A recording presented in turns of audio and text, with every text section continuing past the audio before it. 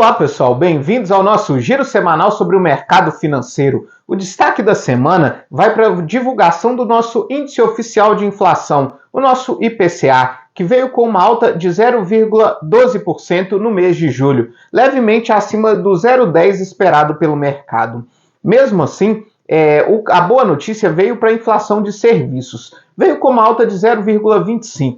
Dentro daquilo que era esperado pelo mercado.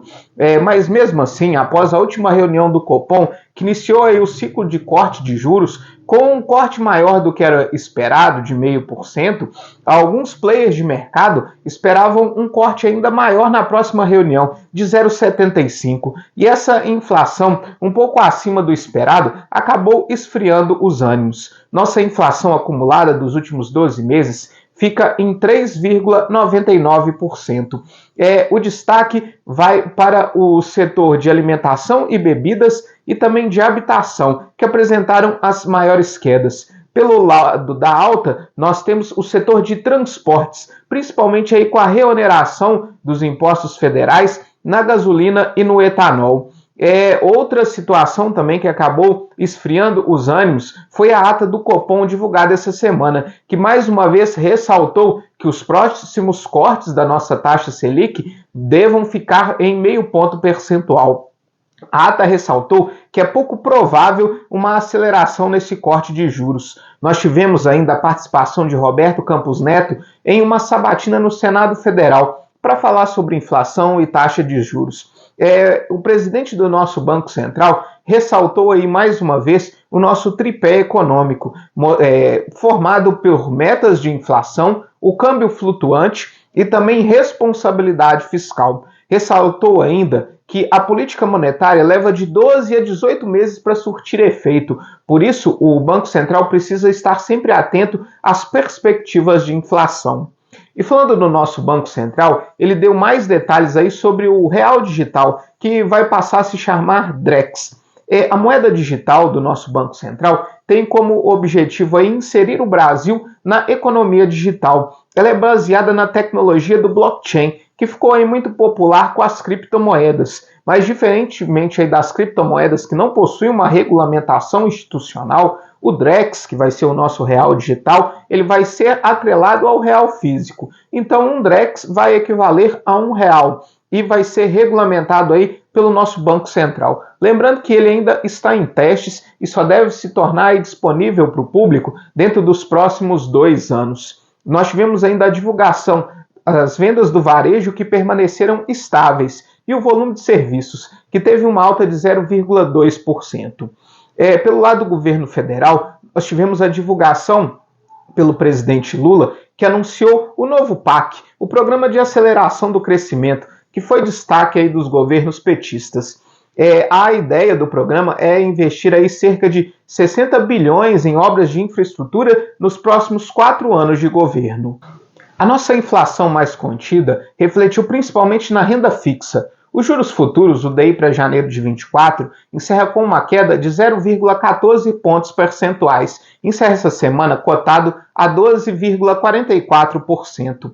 Já na carteira de títulos públicos, o IMA geral encerra com uma alta de 0,40 pontos percentuais. Enquanto isso, os pré-fixados encerram essa semana com uma alta de 0,32 pontos percentuais.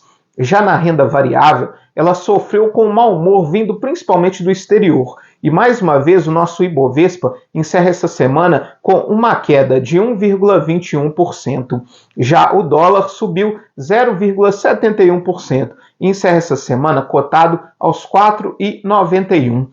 O mau humor externo ele se deve primeiro a dados econômicos ruins vindos da China. A China apresentou essa semana as suas exportações e importações. Suas exportações caíram 14,5%, enquanto isso as importações caíram 12,5%, acima daquilo que era esperado.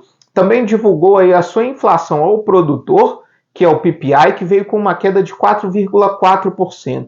Por outro lado, o CPI, que é a inflação ao consumidor, veio em leve alta de 0,2%.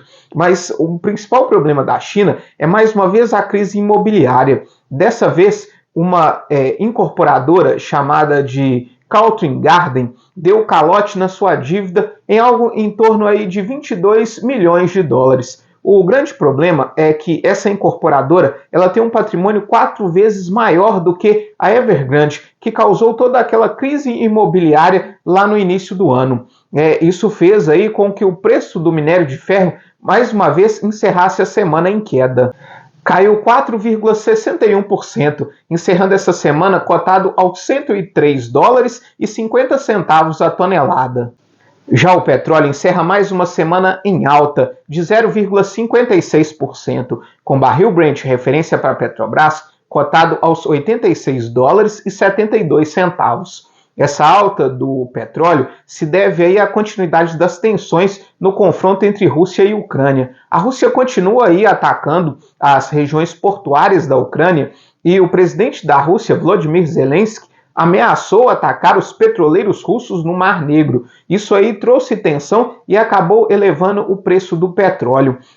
O aumento dessa tensão, associada também a outras questões como enchentes na Índia, limitação de exportações por parte da China, acabou também elevando o preço das commodities agrícolas. Trigo, arroz, milho subiram bastante essa semana. Isso associado também a um aumento do preço do gás natural devido a uma greve na Austrália, acaba trazendo aí algumas tensões e principalmente o temor de que a gente possa ter aí pressões inflacionárias globais, nesse momento em que a inflação global dá sinais aí de estar controlada. Nos Estados Unidos, os índices de inflação vieram dentro daquilo que era esperado. O CPI, a inflação ao consumidor, com alta de 0,2%, e o PPI, que é a inflação ao produtor, com alta de 0,3%. Mas o mau humor lá se deve ao retorno do fantasma da crise bancária. A Moody's, que é uma agência de classificação de risco, rebaixou a nota de 10 bancos dos Estados Unidos, entre bancos pequenos e médios, e além disso colocou em revisão a nota de mais 19 bancos, com um viés negativo. De acordo com a agência de classificação de risco, ela justificou essa revisão nas notas devido à queda do preço dos ativos dessas instituições financeiras. Isso acabou reacendendo o medo de uma crise bancária nos Estados Unidos. Isso fez com que as bolsas por lá fechassem majoritariamente em queda. O S&P 500 caiu 0,61%. A Nasdaq caiu 2,44%. Só o Dow Jones encerrou em leve alta, de 0,44%.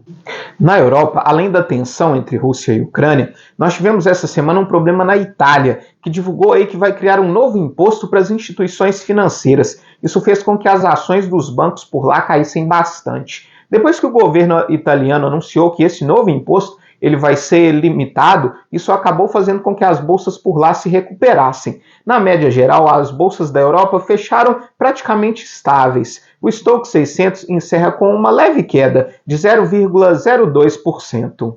Ainda na Europa, nós tivemos a divulgação do PIB do Reino Unido no segundo trimestre, que veio com uma alta de 0,2%, uma surpresa positiva, já que existia a expectativa aí de que o Reino Unido estivesse em recessão.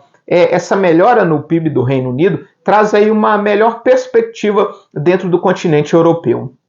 Para a semana que vem, nós temos a divulgação da ata da última reunião do Banco Central norte-americano. Temos a divulgação do PIB da zona do euro. Aqui no Brasil sai o nosso IBC-BR, considerado aí uma prévia do PIB pelo Banco Central. E temos também a divulgação do PIB da Argentina.